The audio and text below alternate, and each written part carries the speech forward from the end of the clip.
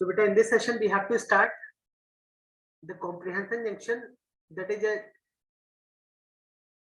in the chapter number 12, and in this section we have to go through a passage that is based on the marine life that has been treated, that is endangered due to the plastic pollution.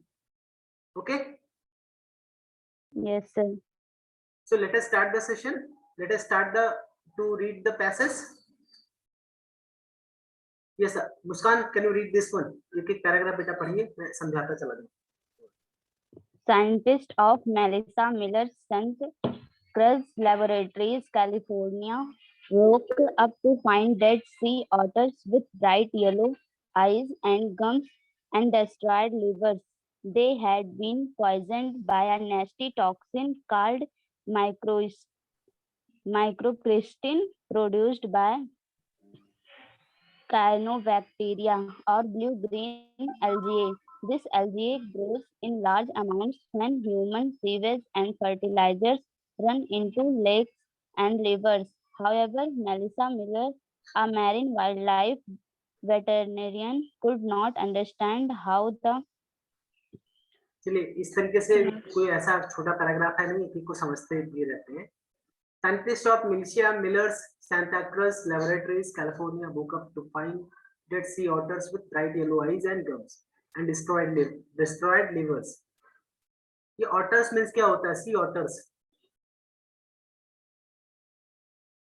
Otters means किसी को पता है? अगर किसी को पता है तो बताएं. Otters is a type of animal, okay? जो कि समुद्र में या फिर कहीं लेक्स या फिर समुद्री क्षेत्र में लगभग पाए जाते हैं. ओके? Yes, sir. ये भी एक तरह का जीव है. तो होता क्या है? Scientist of the Melissa Miller's Santa Cruz Laboratories, Melissa Miller Santa Cruz की लेबोरेटरी के जो साइंटिस्ट्स हैं, ये जो लेबोरेटरीज है, जो ये लैब है, कहाँ पे स्थित है? कैलिफोर्निया. यहाँ की इस लैब के साइंटिस्ट एक बार देखते हैं, पाते हैं, क्या पाते हैं? Dead sea otters with bright yellow eyes and gums and destroy livers. ये जो सी ऑटर्स हैं, यानी एक तरह का जो ये जीव है, इस तरह के जीव को मतलब एक तरीके से मरे हुए मृत सी ऑटर्स को पाते हैं, और जिनकी आंखें एक तरीके से पीली हुई रहती हैं एंड डिस्ट्रॉय, इनके लिवर्स जो एक तरीके से खराब हो चुके होते हैं. यानी तो ऐसे में क्या होता है? They had been poisoned by the nasty toxin called macrostin produced by the cyanobacteria. Actual में ये ऐसा क्यों हुआ रहता है? They had been poisoned. Actual में उन्हें दे हैड बीन पॉइजन, यानी जब कोई पॉइजन खाता है तो पॉइजन्ड हो जाता है.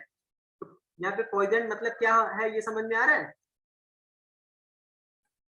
पॉइजन खाने के बाद या पॉइजन शरीर के अंदर जाने के बाद वो पॉइजन हो जाता है. दे हैड बीन पॉइजन, वो एक जहरीले यानी एक तरीके से जहर उनके शरीर में था.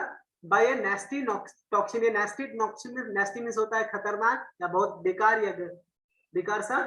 टॉक्सिन मींस होता है जहरीला, यानी जहर से, मतलब बहुत ही गंदे जहर से वो एक तरीके से पॉइजन हो चुके थे, यानी जहर उनके बॉडीज में, उनके शरीर में फैल चुका था. और इस जहर का क्या नाम था? नास्टी टॉक्सिन का जो ये बहुत ही खतरनाक जहर था, वो क्या था? मैक्रोस्टिन. और ये किससे मतलब प्रोड्यूस होता था? It is produced by the cyanobacteria. Cyanobacteria से प्रोड्यूस होने वाले मैक्रोस्टिन नाम के नास्टी टॉक्सिन, यानी बहुत जहरीले, बहुत खतरनाक जहर द्वारा ये मतलब पॉइजन हो चुके थे. कौन पॉइजन हो गए थे? ये जो सी ऑटर्स थे. समझ में आ रहा है यहाँ तक? Yes, sir. इस काइंड ब्लू ग्रीन एल्गे भी कहा जाता है. ब्लू ग्रीन एल्गे, ये एल्गे आपको शायद साइंस सब्जेक्ट में पढ़ाया गया हो. जब आपको शायद एल्गे के बारे में पढ़ाया गया है, यानी शैवाल जिसको हिंदी में बोलते हैं. Digestion in algae, digestion in animals, digestion in humans, ये सारी चीजें पढ़ाया जा रहा होगा ना उस समय, उस वाले चैप्टर में. Yes, sir. इस तरीके से ये जीवाणु होते हैं. तो इन जो काइनोबैक्टीरियाज होते हैं, इनको ब्लू ग्रीन एल्गे भी बोलते हैं. होता क्या है? This algae grows in the large amount. ये जो एल्गे होते हैं, ये कहाँ पे होते हैं? Grows in the large amount when human sewage and fertilizers run into the lakes and rivers. और ये एल्गे कैसे ग्रो करते हैं? ये तब ग्रो करते हैं लार्ज अमाउंट में, जब ज्यादा रूप में ये ग्रो करते हैं जब ह्यूमन सीवेज मीन्स क्या होता है, जो एकदम मल होता है ह्यूमन का, जो ह्यूमन होता है उसका जो मल होता है, उसके फर्टिलाइजर्स यानी उसके जो उर्वरक होते हैं, it runs into the lakes and rivers, ये कहाँ पे बह के जाते हैं, लेक्स में या रिवर्स में। कई बार होता है कि शहरों की जो नाली के थ्रू जो जो मल होते हैं शहर में जो यूज करते हैं, जो खराब पानी होते हैं, वो कहाँ पे बह के जाते हैं, वो रिवर्स में जाते हैं या लेक्स में कहीं पे है तो वहां पे तालाब में चले जाते हैं कहीं, या लेक्स में चले जाते हैं। तो जो जो इस तरह के सीवेज जाते हैं या फर्टिलाइजर्स जाते हैं, यही मेन कारण होते हैं जो large number of amount of algaes के प्रोडक्शन में। Okay, yes sir. अब ये कैसे सी ऑटर्स को जहर पॉइजन करते हैं, अभी हम लोग ये पढ़ेंगे इस पैसेज में आगे। However, Melissa Miller, a marine wildlife veterinarian, could not understand how the otters had got affected. However, हालांकि जो ये पर्टिकुलर साइंटिस्ट मेलिसियस मिलर जो साइंटिस्ट हैं, वो किस तरह के साइंटिस्ट नहीं, मरीन वाइल्ड लाइफ वेटरनियन, एक समुद्री जो वाइल्ड लाइफ है उनके वेटरनरियन मीन्स क्या होता है ना, वेटरनिटी डॉक्टर, जो पशु वाले चिकित्सक होते हैं, पशुओं को जो देखते हैं उनको बोला जाता है, ठीक है, पशु चिकित्सक। तो यानी जो एनिमल्स को देखने वाले डॉक्टर्स होते हैं, पशु चिकित्सक होते हैं, जो मरीन वाइल्ड लाइफ के जो पशु चिकित्सक हैं, मेलिसियस मिलर, इनको ये नहीं समझ में आ रहा था, he could not understand that कि how the otters had got affected, कि आखिर जो सी ऑटर्स थे उनको अफेक्ट कैसे हुआ, उन पे वो कैसे प्रभाव में आ गए, इन जहर के जो ये अलगे थे, इनके प्रभाव में आखिर कैसे आ गए। तो अभी आगे पढ़ते हैं। She discovered that California's lake Pinto, उन्होंने ये डिस्कवर किया कि जो कैलिफोर्निया का लेक था, यानी एक तरीके से लेक था, एक तरीके से नाली कह सकते हैं या नाला कह सकते हैं, या पिंटो जिसका नाम, जिस लेक का नाम था, अ water body which drains into the Pacific ocean, एक ऐसी वाटर बॉडी थी, यानी एक ऐसा लेक था, नाला था कि जो कि कहाँ पे, पैसिफिक ओशियन में जाके ड्रेन, मतलब जाके मिलता था, which lies some 2.5 miles away, जो कि कहाँ पे मिलता था, कहाँ पे गिरता था, करीब 2.5 मील दूर गिरता था। is heavily infested with the blue green algae, जो ये बताया ना, ये वाटर बॉडी है लेक जो पिंटो, ये एक्चुअल में it is highly infested with the blue green algae, जो ये जाकर के समुद्र में गिरता था, यही एक्चुअल में बहुत ज्यादा संक्रमित था with the blue green algae से, ये खुद ही इसमें कई बहुत मात्रा में पाए जाते थे। अभी आवाज आ रही है ना प्रॉपर, बार बार मुझे कॉल करना पड़ रहा है। Yes sir. आवाज प्रॉपर है। Is heavily infested with the blue green algae, यहां तक समझ में आया? Later yes sir. experiments revealed that algae toxin can live for the long period in shellfish, which is the main diet of otters. अब यहाँ पे blast में letter यानी काफी बाद में एक्सपेरिमेंट में पाया गया, एक्सपेरिमेंट्स में रिवील किया गया, यानी बताया गया, घोषणा किया गया, यानी पाया गया, क्या पाया गया, दैट कि algae टॉक्सिन, जो algae का जो टॉक्सिन है ना, algae का जो जहर है, can live for long period, वो बहुत ही लंबे पीरियड के लिए रुक सकता है, रह सकता है इन द शेलफिश। ये शेलफिश क्या होता है? It is one of the type of the sea fish. Okay, तो और ये शेलफिश क्या होता है? It is the main diet of otters, ये ऑटर्स के मुख्य आहार होते हैं। और जब शेलफिश में आपका जो टॉक्सिन, जो एल्गेस का टॉक्सिन है, बहुत लंबे पीरियड के लिए रह जा रहा है, तो जब शेलफिश ऑटर्स खाएगा तो ऑब्वियस ही बात है कि जो एल्गेस के जो टॉक्सिन्स होंगे वो ऑटर्स को अफेक्ट करेंगे। यहां तक समझ में आ गया? Yes sir. अब इसी से क्वेश्चंस भी पूछे जाएंगे बेटा, यहाँ नहीं समझ में आएगा जरा पूछ लेना करो।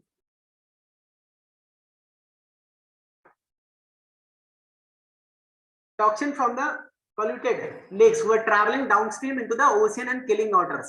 तो टॉक्सिन्स यानी जो जहर थे फ्रॉम द polluted lakes, जो polluted lakes थे, यानी जो प्रदूषित नाले थे या फिर वाटर बॉडीज थी, वो क्या करते, वो travelling downstream into the ocean and killing otters, ये डाउन ओशियन में कहीं ना कहीं वो प्रवाहित होती थी, आके मिलती थी और जो कि ऑटर्स को मार रही थी, किल कर रही थी। अब ये और भी आगे हम लोग इसके बारे में जानते हैं। Plastic injection affected around 94% of the cod is share water type of sea birds. अब यहाँ पे प्लास्टिक इंजेक्शन जो है, plastic injection after around 94% of the cod is share waters. यहाँ पे it is also one of the sea bird, it is also one of the type of the sea birds. ये यहाँ पे लिखा है share waters. तो इसको करीब 94% सी वर्ड्स को ये कहीं ना कहीं अफेक्ट कर रहे हैं। क्या होता है? ऑन द कैटलन कॉस्ट, ये पर्टिकुलर जगह का नाम बताया गया है। Floating plastic debris can cause entanglements, ulcers, infections and death to the marine animals. होता क्या है? जो फ्लोटिंग प्लास्टिक, जो समुद्री जीवन में, समुद्र में जो प्लास्टिक होते हैं, जो फ्लो कर रहे होते हैं, यानी जो बह रहे होते हैं। फ्लोटिंग प्लास्टिक मतलब जो बहते हुए प्लास्टिक होते हैं। प्लास्टिक डेब्रिस, ये डेब्रिस मींस क्या होता है? सर मलबा, मलबा। तो ये बहते हुए जो प्लास्टिक के मलबे होते हैं, it can cause entanglement, ulcers, infections. Ulcers भी कर सकता है, इन्फेक्शन भी फैला सकता है। इंटेंगलमेंट मींस क्या था? इंटेंगलमेंट मैंने लिखा था उलझन। इंटेंगल यानी उलझन का कारण हो सकता था, वो है। अल्सर का भी कारण बनता है, इन्फेक्शन का भी कारण बनता है, death to the marine animals. और जो मैरीन एनिमल्स होते हैं, जो समुद्री एनिमल्स होते हैं, उनकी मृत्यु का भी कारण ये फ्लोटिंग प्लास्टिक डेब्रिस बनते हैं। ठीक है। Seabirds and other marine usually take plastic fragments for food. जो seabirds होते हैं या फिर जो अदर मैरीन एनिमल्स होते हैं, वो यूजुअली सामान्यतः क्या खाते हैं, क्या क्या लेते हैं? प्लास्टिक फ्रैगमेंट्स, प्लास्टिक के टुकड़ों को लेते हैं फॉर द फूड, भोजन के रूप में। और ingest it indirectly through their pray, या तो फिर ये जो इनके आहार जो होते हैं उनके साथ ही डायरेक्टली अंदर ले लेते हैं। यानी कोई मान लीजिए कोई बड़ा एनिमल है, वो छोटे एनिमल को खा रहा है, तो छोटे एनिमल के अंदर प्लास्टिक है, तो ऑब्वियस सी बात है कि उस छोटे एनिमल के साथ में प्लास्टिक भी तो बड़े एनिमल के पास पहुंच गया। Yes sir. These ingested fragments include filament। अब जो ये ingested fragments होते हैं, यानी जो प्लास्टिक फ्रेगमेंट्स होते हैं, टुकड़े होते हैं, ये क्या क्या इंक्लूड करते हैं? फिलामेंट्स, फिलामेंट्स हो सकते हैं, प्लास्टिक स्फीयर्स होते हैं, प्लास्टिक के गोले हो सकते हैं। स्फीयर मतलब कह सकते हैं गोला ना।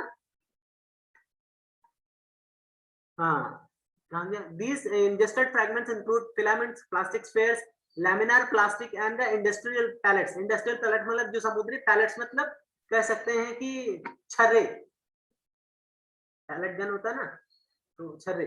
प्लास्टिक आइटम्स यानी कई तरह की चीजें इसमें रहता है। Plastic items constantly represent the major categories of the marine debris by material type on a global basis।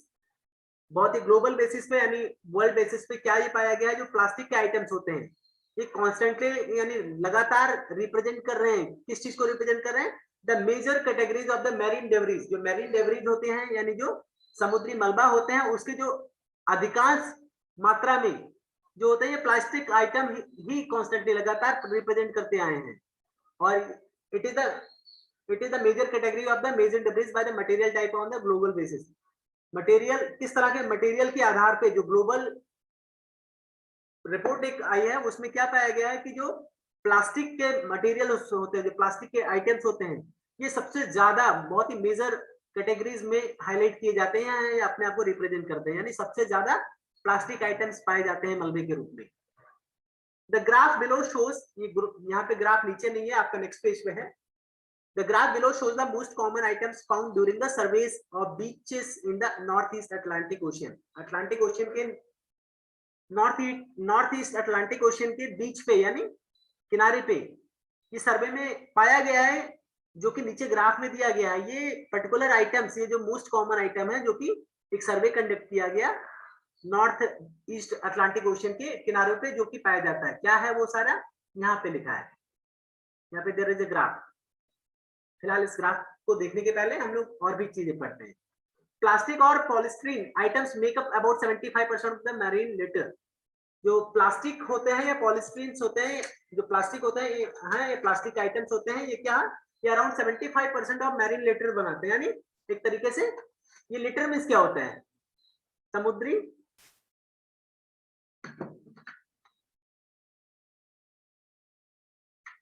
मैंने लिखा था ना, कीड़े, समुद्री कीड़े, ठीक है। Let me call once again. Plastic और polystyrene items make up about 75% of marine litter. जो प्लास्टिक या पॉलिस्टीन, जो प्लास्टिक के आइटम्स होते हैं, ये अराउंड 75% ऑफ मैरीन लिटर्स बनाते हैं, यानी एक तरीके से जो जीवाणु होते हैं उनको पैदा करते हैं। A team from the university of the Barcelona studied 9 particularly endangered seabird species and results showed that 66% of them had at least one pieces of the plastic in their stomachs. अब एक यूनिवर्सिटी है, a team from the university of Barcelona, Barcelona की university की एक team ने ये study किया, और स्टडी में क्या पाया गया, एक 9 particularly endangered seabirds species, जो सी बर्ड्स यानी जो समुद्री सी बर्ड्स की जो प्रजातियां हैं, वो जो विभिन्न 9 सी बर्ड्स की ऐसी प्रजातियां जो कि इंडेंजर्ड है, जो कि खतरे में है, जो कि विलुप्त होने की कगार पे हैं, उनकी लिस्ट बनाई।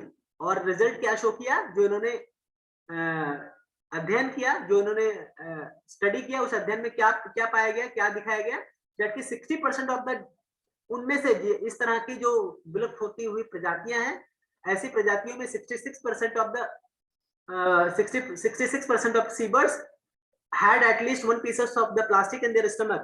यानी अगर उन्होंने 100 सीवर्ड्स पाया है, तो उसमें से 66 सीवर्ड्स ऐसे होंगे जिनके स्टमक में कोई ना कोई प्लास्टिक पाया जाता है। All known species of the sea turtles, about half of the all species of the marine mammals, and 1/5 of seabird species are affected by the entanglement of the ingestion of marine debris।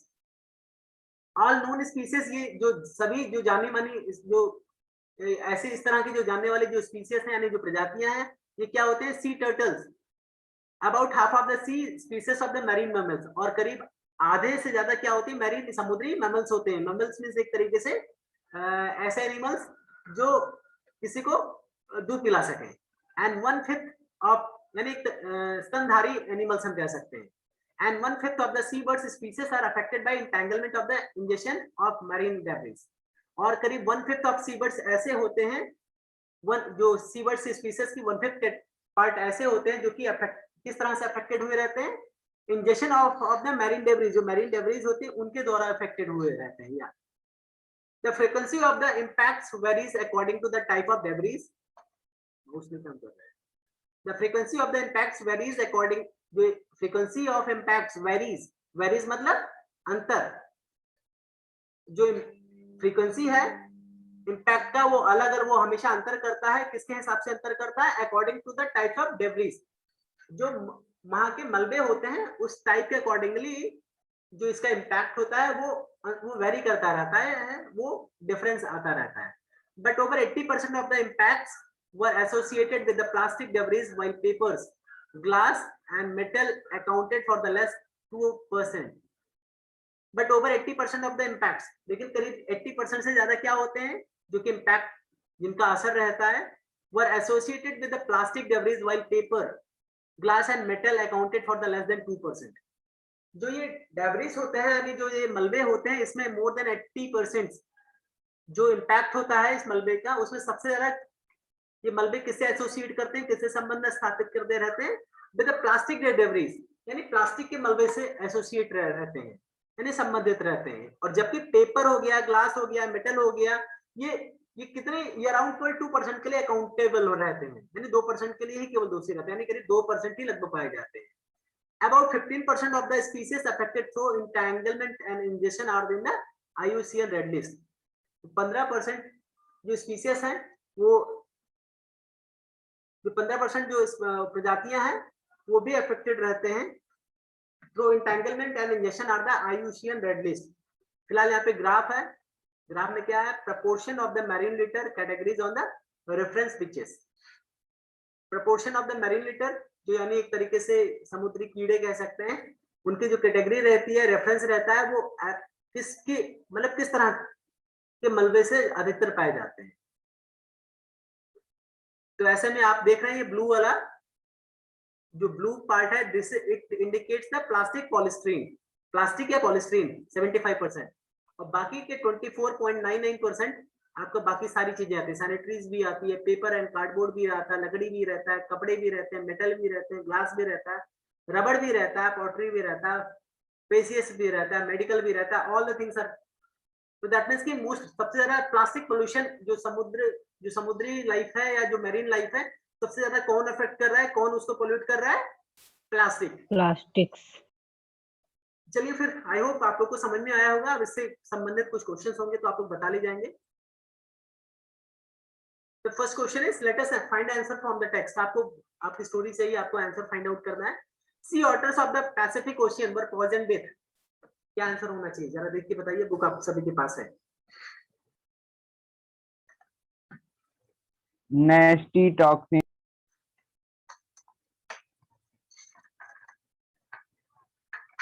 to green algae. बेटा चलो ठीक है, आप लोगों ने बताया। यहाँ पे देखिए, यहाँ पे अभी अनुराग ने बताया नेस्टी टॉक्सिन। नेस्टी टॉक्सिन को क्या कहा जाता है? देखो यहाँ पे क्या लिखा है, उसका कुछ नाम है ना, microcystin, बहुत ही गंदे जहर, बहुत ही गंदे जहर। आपका आंसर फिलहाल गलत नहीं है, बट इसको क्या नाम दिया गया है, इसका क्या नाम है, it is mention here. So you should write the name of the particular nasty toxin. Microcystin, ये किससे प्रोड्यूस हुआ है ये नहीं पूछा गया, जस्ट इसका केवल नाम पूछा गया है कि कौन अफेक्ट किया है। तो the answer is microcystin. Now the second question is, ये पहला हो गया, समझ में आ गया? Yes, sir. अब इसमें क्या है, in California is heavily infested with, California में ऐसा क्या है जो कि हैवीली इन्फेस्टेड विद, क्या है?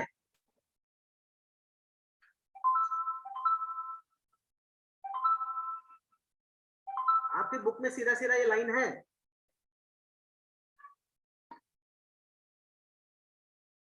चलिए आप लोग को इतना समय लेंगे तब तो 40 मिनट वैसे खत्म हो जाएंगे, ओनली 11 मिनट में। ये देखिए सर पिंटो। यहाँ लेक पिंटो, अ water Pinto Lake, Pacific ocean में स्लाइस है। ये क्या है? It is heavily infested with the blue green algae. तो इसका आंसर क्या होना चाहिए? जो ये पिंटो लेक है, lake Pinto in California is heavily infested with, क्या होगा यहाँ पे? Sir blue green Blue algae. green algae. Blue green algae. लिखना तो नहीं पड़ेगा? No, sir. Floating plastic debris cause, ये फ्लोटिंग प्लास्टिक डेब्रिस कॉज क्या क्या कॉज करते हैं?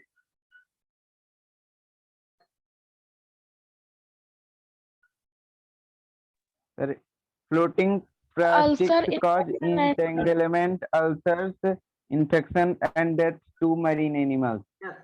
Plastic, what is mentioned here? Yes, floating plastic debris can cause entanglement, ulcers, infections, and death to the marine animals. सीधा सीधा answer लिखा है ना, कुछ खोजना तो है नहीं इसमें।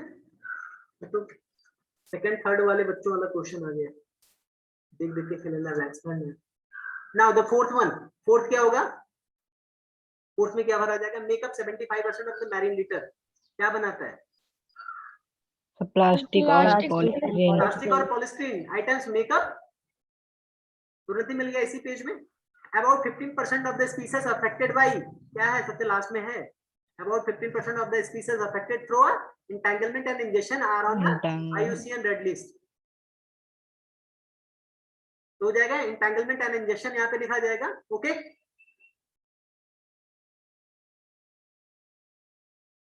बेटा ये तो स्कैन ही नहीं प्रॉपर हुआ है, कोई बात नहीं, मेरे पास बुक है, आप लोग भी अपने बुक में देख लें। The first question in the section B is, what caused the death of the sea otters in the California? What caused the death of the sea otters in the California? What is the answer?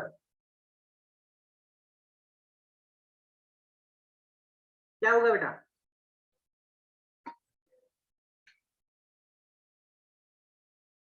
sea otters क्यों खत्म हो रहे थे California में? Sir, the nasty toxin called microcystin produced by cyanobacteria or blue-green algae caused the death of sea otters. Okay, good. Sea otters were poisoned. Sea otters poisoned हो गए थे, यानी जहरीले हो गए थे, यानी उनके अंदर जहर भर गया था। बाय ए नेस्टी टॉक्सिन, इसके through by a nasty toxin जिसका क्या नाम था, called the microcystin produced by the cyanobacteria और blue green algae in California. आप साफ साफ लिख सकते हैं, sea otters were poison by a nasty toxin called microcystin produced by the cyanobacteria और blue green algae in the California. Okay, now the next question is how does plastic affect seabird species? जो plastic है वो सीबर्ड्स species यानी जो समुद्री सीबर्ड्स वाली प्रजातियां उनको कैसे अफेक्ट करती हैं?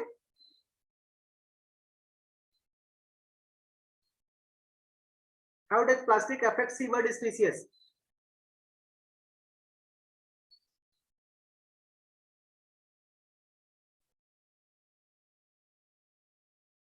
Seabird species are affected by the entanglement of the ingestion of marine debris. Actually, अब इसका आंसर आप यहाँ पे लिख सकते हैं. How does the plastic affect seabird species? Seabird species are affected by the entanglement or ingestion of the marine debris. जो ingestion means जानते हैं क्या होता है? आप लोग को पढ़ाया गया, और डाइजेशन और इंजेक्शन, डाइजेशन के समय आपको इसको निगलने को इंजेक्शन कहते हैं, किसको क्या बोलते हैं? यस सर, ईटिंग करना जाते हैं तो यही तो कारण बनता है सी बर्ड स्पीसीज को खतरे में लाने के लिए, इसे यही तो अफेक्ट करता है। तो आप क्या लिख सकते हैं, how does the plastic affect sea bird species? Sea bird species ingest the plastic, the seabird species ingest the plastic and that is how it affects the seabird species. लिख ले जाएंगे ऐसे, yes sir, seabird species ingest the plastic, वो plastic को ingest कर जाते हैं, and it is how that plastic affects seabirds. और ये ऐसा है कि मतलब इस तरीके से प्लास्टिक जो है सीबर्ड्स को अफेक्ट करता है। सिंपल लैंग्वेज में लिख ले जाएंगे। Yes sir. Now the third question is, आपको दिख नहीं रहा है तो मैं बुक से ही देख ले रहा हूँ। What is the major pollutant affecting marine species according to the graph? Graph के अकॉर्डिंगली जो मेजर pollutant कौन सा है जो मैरीन स्पीसीज को अफेक्ट कर रहा है? बहुत ही सिंपल है, बताइए। Plastic and polystyrene. Plastic and polystyrene. बिल्कुल, प्लास्टिक और polystyrene. Plastic and polystyrene is the major pollutant affecting marine species according to the graph. One more type का question है। Now the last question is, what kind of material help the growth of the blue green algae? वो किस तरह के जो material हैं वो blue green algae के ग्रोथ के लिए में हेल्प करते हैं? किस तरह के material?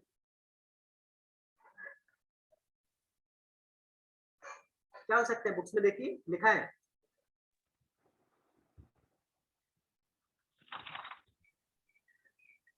Sewage and fertilizer. Human sewage and fertilizers. Very good. Human sewage and fertilizers helps. Human sewage and fertilizers helps the growth of the blue green algae. Okay. Yes sir. And the last question is book from section C. Study the graph carefully and interpret the data. Write a passage on it. Add your opinions on ways to solve the problem of pollution. आप graph को ध्यान से पढ़िए और जो data है उसका properly अध्ययन करिए, उसके बाद उसके ऊपर एक पैसेज लिखिए और अपना एक ओपिनियन लिखिए कि इस तरह की जो प्रॉब्लम है, यानी जो इस तरह की पोल्यूशन है उसको सॉल्व करने का अपने तरफ से कोई आप अपना ओपिनियन लिखिए, अपने तरीके बताइए। एक अच्छा टॉपिक था जो हम लोग के आसपास यहाँ पे नहीं है, तो शायद हम लोग शायद इतनी दूर तक सोच भी नहीं पाते, but for the books it is only can reach within our knowledge, और हम लोग इस पे ध्यान दे सकते हैं और लोगों को जागरूक भी कर सकते हैं। ये ऐसी चीजें हैं। ओके,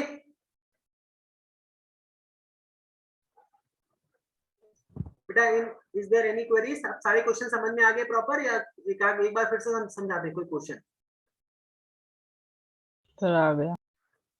चलिए ठीक है, आप सभी लोग उसको कंप्लीट कर लीजिएगा। And in this way we have completed the comprehensive junction. बहुत ही छोटा सा पैसेज था, आराम से, और क्वेश्चंस भी बहुत ज्यादा डिफिकल्ट नहीं थे। Yes sir. खत्म हो गया। Yes, sir.